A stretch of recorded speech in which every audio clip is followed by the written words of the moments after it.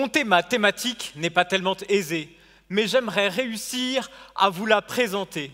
Vous dire comme l'univers, la nature qui nous entoure, sont décrits par des idées qui en valent le détour, et parvenir à nous faire sentir à quoi elles peuvent nous servir. Ah. L'étude de l'univers commence avec les physiciens. Ils observent des phénomènes, comme une pomme qui tombe d'un arbre ou des planètes en orbite. Depuis des millénaires, ils expliquent ces phénomènes par des équations. Depuis des siècles, on étudie ces équations et leur géométrie associée. Depuis des décennies, grâce aux ordinateurs, on en cherche des solutions approchées, mais tangibles. Depuis bientôt 2 ans, avec des théorèmes de géométrie, j'aide les physiciens à aider les ordinateurs à résoudre leurs équations. Précisément, la structure mathématique à laquelle je m'intéresse s'appelle la géométrie de Poisson, en l'honneur de ce mathématicien du 19e siècle.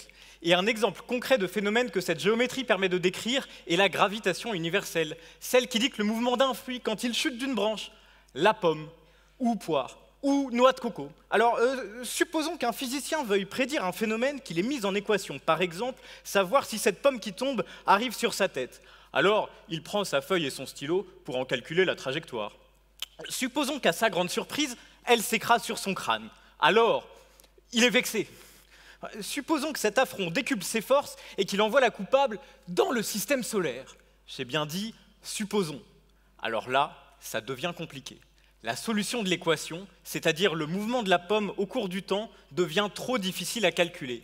Heureusement, il existe les intégrateurs, ces algorithmes utilisés par un ordinateur pour approximer une trajectoire et aider notre physicien, encore un peu vexé, à retrouver sa pomme d'avant.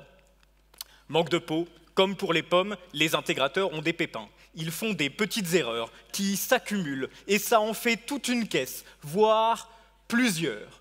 Les intégrateurs géométriques que je mûris pendant mon doctorat vont presser les erreurs pour, sans les supprimer, ce serait trop facile, les réduire et n'en garder que le suc. Grâce à eux, on va pouvoir savoir si la pomme se promène sur les anneaux de Saturne ou dans la cuisse de Jupiter.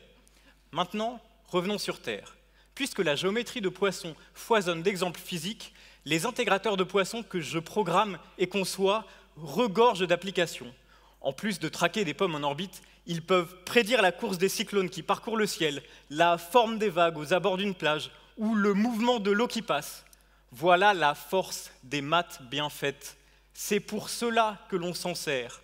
Comme ces idées sont parfaites, elles peuvent nous conter l'univers. Enfin, presque. Bravo, Oscar Feuille.